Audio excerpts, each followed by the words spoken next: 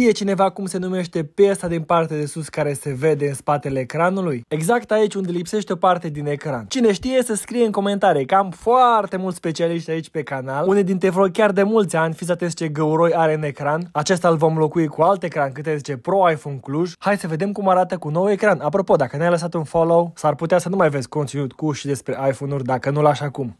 Cum arată cu nou ecran? Așa că e ca nou. Era și păcat de el să nu-l reparăm la cât de bine arată acest iPhone. Apropo, am un anunț. Ești pasionat sau pasionată de tehnologie și îți cauți un loc de muncă modern? Pro iPhone Cluj este răspunsul pentru tine. Acesta este front office-ul magazinului nostru, unde primim clienții. Lasă-ne CV-ul tău la adresa de mail de mai sus și te contactăm noi.